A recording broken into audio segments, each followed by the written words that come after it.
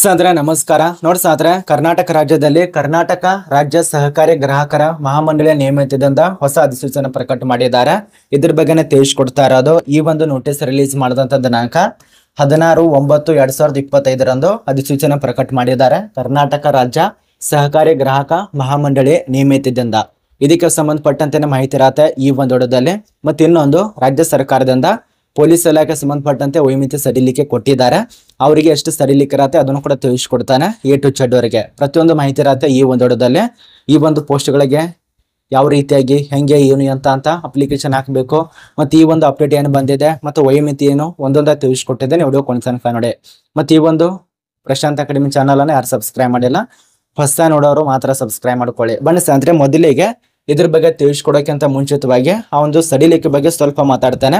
Police ಇಲಾಖೆಯಲ್ಲಿ ಯಾರು ಕೆಲಸ ಮಾಡ್ಬೇಕಂತ ಇದ್ದಾರಲ್ಲ, ಕರ್ನಾಟಕ ರಾಜ್ಯ ಪೊಲೀಸ್ ಇಲಾಖೆಯಲ್ಲಿ ಮೊನ್ನೆ 2 ವರ್ಷದ ತನಕ ತಿಳಿಸ್ಕೊಟ್ಟಿದ್ರು. ಎಲ್ಲ ಒಂದು ಪೋಸ್ಟ್ಗಳಿಗೆ group A, group B, group C ಈ ರೀತಿಯಾಗಿ ಕೊಟ್ಟಿದ್ರು ವೃಂದಕ್ಕೆ. ಈಗ ಕರ್ನಾಟಕ ರಾಜ್ಯ ಪೊಲೀಸ್ ಇಲಾಖೆಯಲ್ಲಿ ಕೂಡ 2 ವರ್ಷದ ತನಕ ಕೊಟ್ಟಿದ್ದಾರೆ. ಎಲ್ಲ ಪೋಸ್ಟ್ಗೆ ಸಂಬಂಧಪಟ್ಟಂತೆ 2 ವರ್ಷದ ತನಕ ಅನುವಾಗತ್ತೆ. ಈಗ PC ಹುದ್ದೆ ಆಗ್ಬೋದು ಅಥವಾ KSRP ಆಗ್ಬೋದು, ಅದ ನಂತರ PSI ಆಗ್ಬೋದು. ಅದೇ ರೀತಿಯಾಗಿ ನೀವೇನಾದ್ರೂ CRDR ಹುದ್ದೆಗೆ ಅರ್ಜಿ ಸಲ್ಲಿಸಿದ್ರು ಕೂಡ ಇದಕ್ಕೂ ಕೂಡ ನಿಮಗೆ 2 ವರ್ಷದ ತನಕ ಸಡಿಲಿಕ್ಕೆ ಇರತ್ತೆ. 2 ವರ್ಷದ ತನಕ ಮಾತ್ರ ಇರತ್ತೆ. ಇದು ಒನ್ ಟೈಮ್ ಮಾತ್ರ ಅಪ್ಲೈ ಆಗತ್ತೆ. ಈಗ ಮತ್ತೆ ಅರ್ಜಿ ಸಲ್ಲಿಸಿದ್ರೆ ಇನ್ನೊಂದು ನೇಮಕಾತಿ ಬರ್ತಂದ್ರೆ ಅದಕ್ಕೆ ಅನ್ವಯಿಸುವುದಿಲ್ಲ. 2 ವರ್ಷ ಮಾತ್ರ ಕೊಟ್ಟಿದ್ದಾರೆ. ಇದು ನಿಮಗೆ ಡೌಟ್ ಕ್ಲಿಯರ್ ಆಗಿದೆ ಅಂತ ಅನ್ಕೋತೀವಿ. ಇಷ್ಟು ಸಡಿಲಿಕೆ. ಇನ್ನು ಈ ಒಂದು ಕರ್ನಾಟಕ ರಾಜ್ಯ ಸಹಕಾರ ಗ್ರಾಹಕರ ಮಹಾಮಂಡಳಿಯಿಂದ 16ನೇ ತಾರೀಕದಂದು ನೋಟಿಸ್ ಪ್ರಕಟ ಮಾಡಿದಾರಲ್ಲ, ಆ ಒಂದು ಅಭ್ಯರ್ಥಿಗಳು ಯಾರಂದ್ರೆ ನೇರ ನೇಮಕಾತಿಗೆ ಸಂಬಂಧಪಟ್ಟಂತೆ ಅರ್ಜಿಯನ್ನ ಕರೆದಿರಲ್ಲ. ಮೊದಲಿಗೆ ಆಗಸ್ಟ್ ತಿಂಗಳಲ್ಲಿ ಆ ಒಂದು ನೇಮಕಾತಿಗಳನ್ನು ರದ್ದು ಮಾಡಿದ್ದಾರೆ. ಯಾಕೆ ರದ್ದು ಮಾಡಿದ್ದಾರೆ ಆ ಒಂದು ಕಾರಣ ಕೂಡ ತಿಳಿಸ್ಕೊಟ್ಟಿದ್ದಾರೆ. ಕರ್ನಾಟಕ ರಾಜ್ಯ ಸಹಕಾರಿ ಗ್ರಾಹಕ ಮಹಾಮಂಡಳಿ ಬೆಂಗಳೂರಿನಲ್ಲಿ ಈ ಸಂಸ್ಥೆಯಲ್ಲಿ ಖಾಲಿ ಇರುವಂತ ವಿವಿಧ ವೃಂದದಲ್ಲಿ 34 ಹುದ್ದೆಗಳಿಗೆ ನೇರ ನೇಮಕಾತಿಗಾಗಿ ಪ್ರಕಟಣೆಯಲ್ಲಿ ಕ್ರಮ ಸಂಖ್ಯೆ ಇದೆಲ್ಲ ಕೊಟ್ಟಿದ್ದಾರೆ. ಇದನ್ನ ನೋಡ್ಕೊಳ್ಳಿ. ದಿನಾಂಕ 14/8/2024 ಅರ್ಹ ಅಭ್ಯರ್ಥಿಗಳಿಂದ ಅರ್ಜಿಗಳನ್ನ ಆಹ್ವಾನಿಸಲಾಗಿತ್ತು. ಅಂದ್ರೆ ನೀವು ಅರ್ಜಿ ಸಲ್ಲಿಸಿದ್ರೆ ಅರ್ಜಿಗಳು ಕೂಡ ಪ್ರಾರಂಭ ಆಗಿತ್ತು.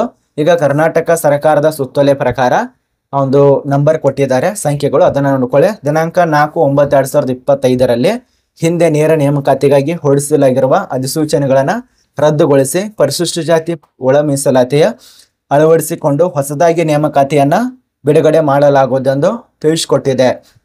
16/8/2020 ಪತ್ರಿಕಾ ಪ್ರಕಟಣೆಯಲ್ಲಿ ಹೊರಡಿಸಲಾದ ನೇಮಕಾತಿ ಪ್ರಕಟಣೆ ರದ್ದುಗೊಳಿಸಲಾಗಿದೆ.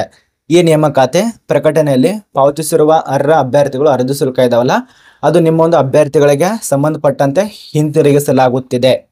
ಅದು ಕೂಡ ತಿಳಿಸ್ಕೊಟ್ಟಿದ್ದಾರೆ. ಇನ್ನು ಕೆಲವೇ ದಿನಗಳಲ್ಲಿ UN ಪೋಸ್ಟ್ ಅದಲ್ಲ ಮತ್ತೊಂದು ನೇಮಕಾತಿ ಆಗತ್ತೆ. ಈಗ ಒಳ ಮೀಸಲಾತಿ ಜಾರಿ ಮಾಡಿದಾರಲ್ಲ, ಆ ಎಲ್ಲ ವೈಮಿತಿ ಸಡಿಲಿಕೆ ಹಿಡ್ಕೊಂಡು ಒಳ ಮೀಸಲಾತಿ ಹಿಡ್ಕೊಂಡು ಈಗ ಹೊಸ ನೇಮಕಾತಿ ಪ್ರಕಟಣೆ ಮಾಡೋರು ಇವರು ಕೂಡ.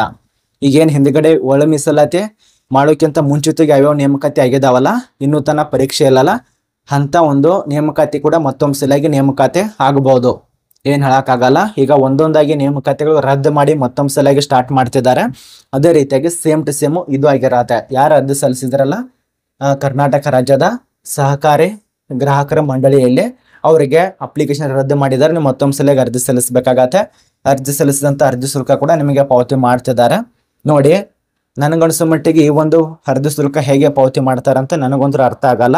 ಯಾಕೆ ಅವ್ರ ಹತ್ರ ಎಲ್ಲ ನಿಮ್ಮ ಫೋನ್ಪೇ ನಂಬರ್ ಇದಾವ ಅಥವಾ ಬ್ಯಾಂಕ್ ಅಕೌಂಟ್ ಡೀಟೇಲ್ಸ್ ಇದಾವ, ಅಥವಾ ನೀವೇನಾದ್ರೂ ಅರ್ಜಿ ಸಲ್ಲಿಸೋ ಸಮಯದಲ್ಲಿ ಇದೇ ಒಂದು ನಂಬರ್ಗೆ ಫೋನ್ಪೇ ಮಾಡಿ ಅಂತ ಏನಾದ್ರೂ QR ಕೋಡ್ ಕೊಟ್ಟಿದ್ದಾರೆ, ಅದು ನಿಮಗೆ ಅವ್ರಿಗೆ ಗೊತ್ತಾಗಬೇಕಲ್ಲ. ಹೆಂಗೆ ಪಾವತಿ ಮಾಡ್ತಾರೆ? ಅವ್ರು ಹೇಳಿದ್ದಾರೆ ಬಟ್ ಪಾವತಿ ಮಾಡ್ತಾನೆ ಅಂತ ಹೇಳಿ ಹೆಂಗೆ ಪಾವತಿ ಮಾಡ್ತಾರೆ? ಏನಕ್ಕೆ ಎಲ್ಲರಿಗೆ ಕಾಲ್ ಮಾಡಿ ನಿಮ್ಮದು ಫೋನ್ಪೇ ನಂಬರ್ ಹೇಳಿ ನಾವು ನಿಮಗೆ ಅಮೌಂಟ್ ಬಿಡ್ತಿದ್ದ ಅಂತ ಹೇಳ್ತಾರ? ಏನೂ ಇಲ್ಲ. ಈ ರೀತಿಯಾಗಿ ಹೇಳೋದು ಬಹುಶಃ ನನಗನ್ಸೋ ಮಟ್ಟಿಗೆ ಇನ್ಮೇಲೆ ಪಾವತಿ ಅರ್ಜಿ ಶುಲ್ಕ ಇದೆಲ್ಲ ಮತ್ತೊಂದು ಸಲ ನಿಮ್ಗೆ ಕಳಿಸೋದಿಲ್ಲ ಅನ್ಸುತ್ತೆ. ಹೇಳಿದ್ದಾರೆ, ನೋಡಿ ಕಳಿಸಿದ್ರು ಕೂಡ ಕಳಿಸಬಹುದು. ಯಾರು ಅರ್ಜಿ ಸಲ್ಲಿಸಿದಾರಲ್ಲ ಅವರಿಗೆ ಚೆಕ್ ಮಾಡ್ಕೊಳ್ಳಿ. ನೀವೇನು ಅರ್ಜಿ ಸಲ್ಲಿಸಿದ್ರಲ್ಲ, ಈ ಒಂದು ಮೊದಲಿಗೆ ಅರ್ಜಿ ಸಲ್ಲಿಸಿದ್ರಲ್ಲ ಕರ್ನಾಟಕ ರಾಜ್ಯ ಸಹಕಾರಿ ಬ್ಯಾಂಕ್ ಮಂಡಳಿಯಲ್ಲಿ ಅವ್ರದ್ದೊಂದು ನಂಬರ್ ಇರುತ್ತೆ ಅಂದ್ರೂ ಕೂಡ ಒಂದ್ಸರಿ ಅವ್ರಿಗೆ ಕೇಳಿ ರದ್ದು ಮಾಡಿದ್ರಲ್ಲ ನಮ್ಮ ಒಂದು ಅಮೌಂಟ್ ಕೊಡಿ ಅಂದ್ರೆ ಅವರು ಕೊಟ್ಟು ಕಳಿಸಬಹುದು. ಇಮೇಲ್ ID ಕೂಡ ಇದೆ ನೋಡಿ.